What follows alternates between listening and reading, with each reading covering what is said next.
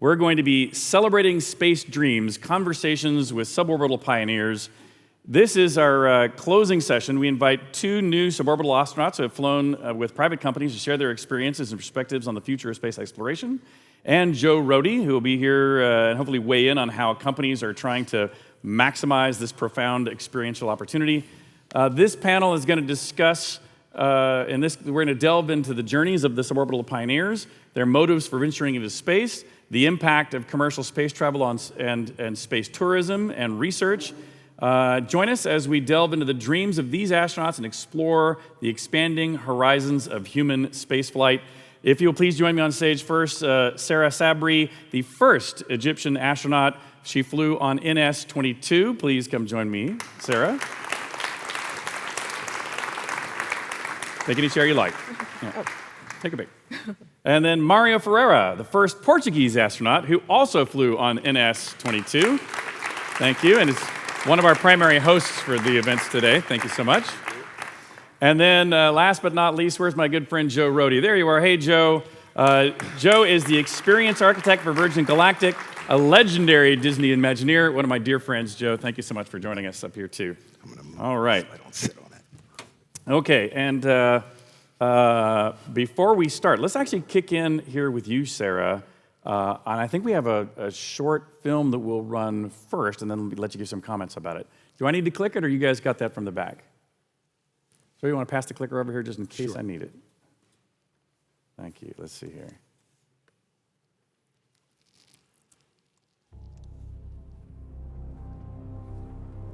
To be a citizen astronaut, you make a commitment to bring the experience down to Earth in order to help life on planet Earth. Terminal count and launch. Capsule. Go. Booster. Go. Ready to watch somebody being told they're going to space? Ground. Go. Safety.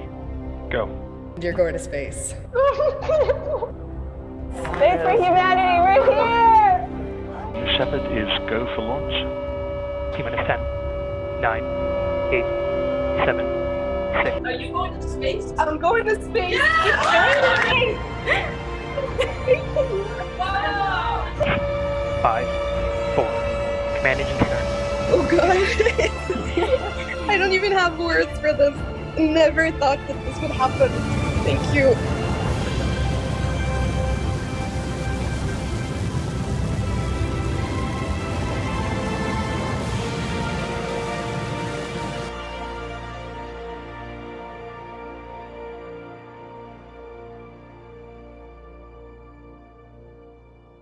All right, well, thank you. And before we go on to the other panelists, introduce more yourself. You know, what's your background? What brought you to this moment of being selected to go to space? It's an unreal moment. Every time I watch this, I'm still in disbelief that happened. I'm an engineer. I'm a mechanical engineer. I'm an Egyptian, half Lebanese. Grew up in Egypt. Did my studies in engineering.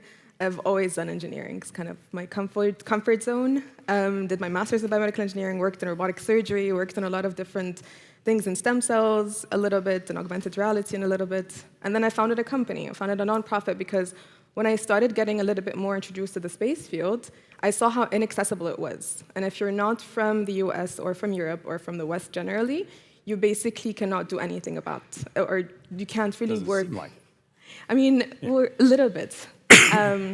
So what I did, I decided to found a nonprofit that increases the access and that provides these research opportunities. And then I decided, okay, why not just train myself too, just in case that one day it would happen. But it wasn't never really something that I thought would happen. The Citizen Astronaut program opened up, and I applied, and I, again, never thought anything of it. I didn't think I would get selected at all. I was just kind of, why not? I have nothing to lose by applying. And then I applied. I went through all of the selection process and everything, and I got selected from, I think it was like 4,000 applicants from all over the world, and they only select one person. And ever since then, it's been 2 years since this flight, and I flew with Mário.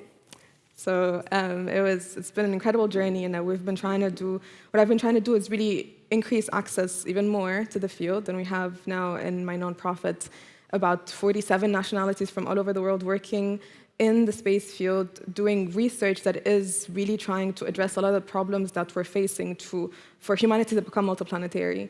And at the same time, we're also working on a few other things where we're going to be hosting the first space camp in Egypt next year, which is really, really exciting. It's going to be the first one in the country and the first one in the region and probably the continent, honestly.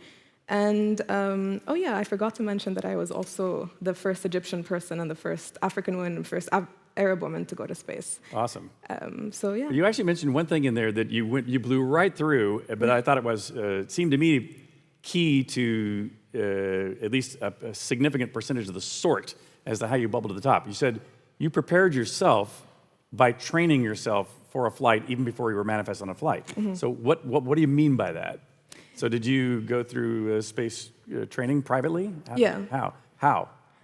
There's a few things that one can do to train. There's a nonprofit that does a lot of suborbital research training, so it kind of certifies you to do research in suborbital space flights. So I went through that training. So you train with a lot of G-force training on aerobatic flight. You train on pressurized spacesuits. You train on simulating different types of space missions, and I did an analog mission as well. I was the first, I was the first Egyptian woman to become an analog astronaut. Spend 2 weeks in isolation. I'm a scuba diver. I did marine conservation in Madagascar for a little while. It's a plan for this year. Oh. So I'm going to do the 2-week accelerated program in Alaska. So I'm excited about that. Of the 4,000 applicants, because I know, literally, just like at the coffee break, I was talking to other people who want to fly into space, and we're talking about how to prepare. Do you know of the 4,000 applicants, how many others had done an analog mission or done this other preparation or might have been a pilot? I don't know. No. At least I would have to assume that bubbled you up pretty high to the top just on the rough cut. So I mean, it's good to be prepared. So I think for me, especially, I think in my journey, because it wasn't something that there are no specific steps that you can take and it tells you that this is going to lead you a little bit closer, because I can't apply to anything. I can't apply to be a NASA astronaut or a European Space Agency astronaut or a JAXA astronaut. So for me, it was always about, I really believed in the commercial industry, that it would have more opportunities, and I truly believe that humanity is going to become multiplanetary, and that's something that I've always worked towards, and I do believe in that it's going to happen. So might as well, be training towards that. So I believe, I think it really does, being prepared really does matter, and also visualizing. I used to always go to bed really closing my eyes and seeing myself on a rocket before going to bed. I used to do that so many times. And now you've done it. And then I did it, yeah. Well, thank you. We'll come back to you in just a second, too. Mario, I want to step over to you here for a second, too. And before I know we have a film for you, too. But for those of you who don't know Mario, I know Mario is well known here in Portugal. But to us in the Explorers Club, he's also been well known. He's a leading contributor and participant in exploration all over the globe. He runs ships that take people all over the world and into some of the most extreme environments, for example, down to Antarctica, which I hope to travel with one of your teams on. It's coming up soon. But Mario, let's roll your video, and then I'd like to tell us a little bit about your journey and how you got there, too. So first, Mario's video.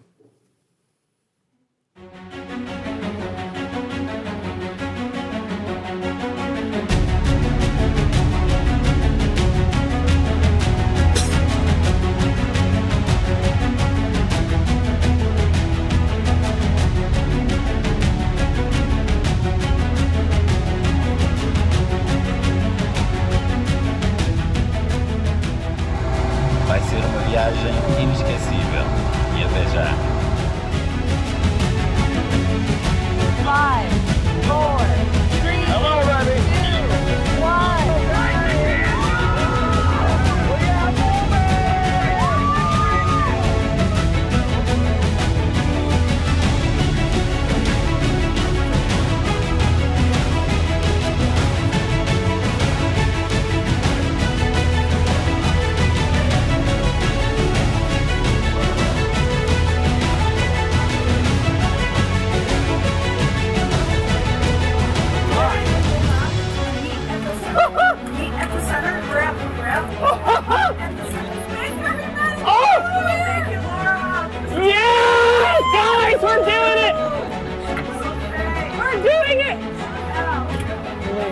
Unbelievable.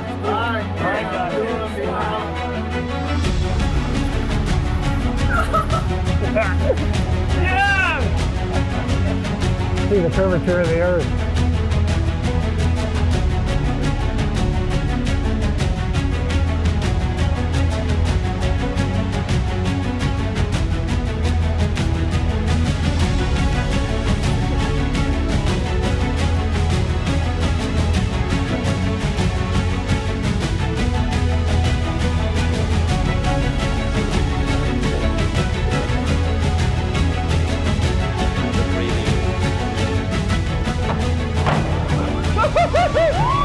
Please slow us down.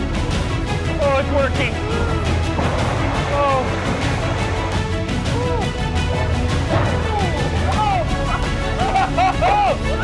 Oh, that was gnarly.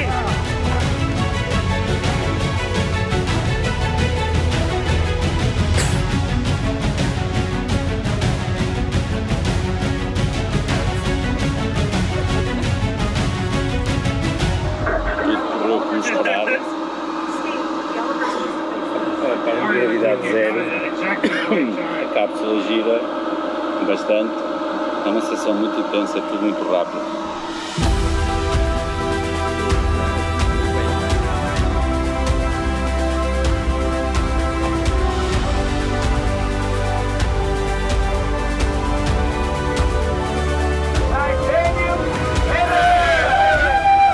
Thank you, God. I'm proud of you guys.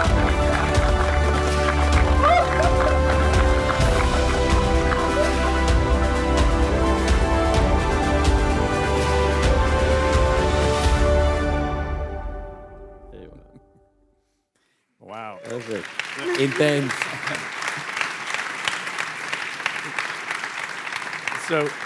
So Mario, obviously, this just looks like so much fun. I know from experience, this is just so much fun. It is so much fun.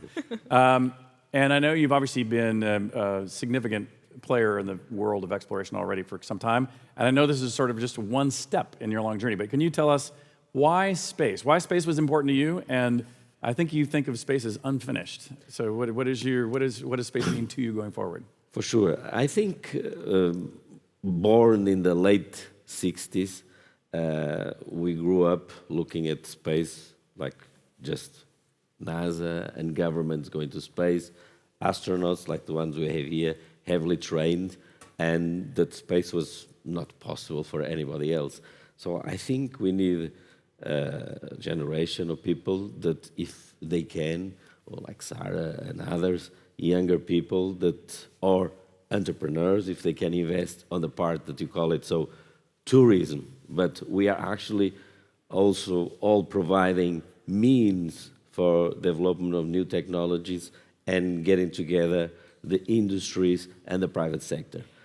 And I guess we all been proven right that the private sector now is pushing much faster and further the new rockets, not coming from governments like in the past, but at more affordable prices, you can have the private sector invest in this. I think we can be motivators for the younger crowds to believe that anyone can go to space. Any kid, if you saw that, was kind of hard, I must say, on the training and the trip itself, even though it was, 4 minutes up, 4 minutes up there, and 4 minutes down.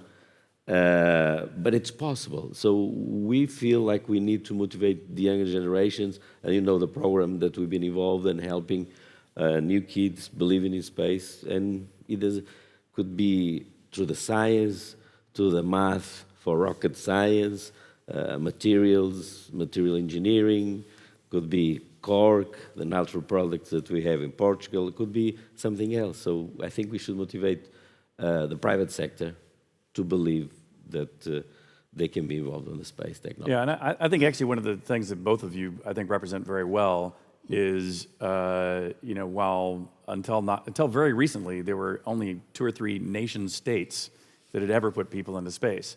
And now you're representatives, you're the first representatives from your own countries to where children younger than yourselves now can go, they know that they can do it too. You've proven that it's possible to do it too, and I think you're both doing admirable work on helping to inspire that next generation.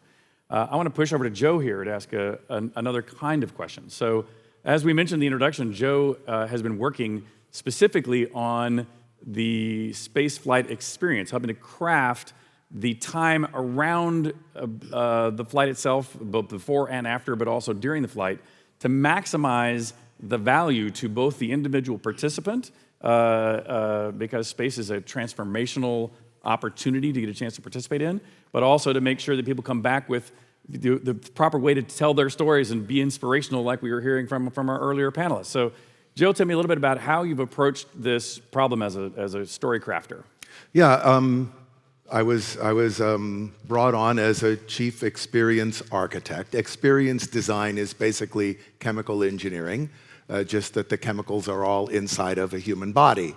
And experience, like color, is entirely relative to the surrounding circumstances in which it occurs. So you're trying to do a couple things. Number one is, of course, to clarify the experience so that in the moment when it is happening, there's no attachment to anxiety, there's no attachment to did I forget something. These things need to be clear enough that, because it's, as mentioned, it's not a very long time for this type of experience, that it is, you are free. You're free to have the experience because you're not preoccupied with any process that's taken care of. So you have to make sure that's taken care of. And in a volume-based business, that's not a single thing. That's a very human interface that you have to handle ahead of time. The second part of this is that the other thing is that an experience is not done until it's been processed. So the actual experience doesn't happen when it's happening. It happens after it happened, when people begin to process it into a narrative they can tell themselves about what is it that just happened to me. So you also want to make sure that you are participating in that craft because, of course, the better the story that people tell themselves of what happened to them is going to help you with enlistment of other people who want to have the experience. So the actual experience deals with some amount of time prior to the event and some amount of time after the event that you have to participate in and craft to make sure that in the end, this is not just a thing that happened, but it is integrated into your life, it's integrated into your story, and in our case, in the case of Virgin Galactic, with a somewhat of a focus really on Earth.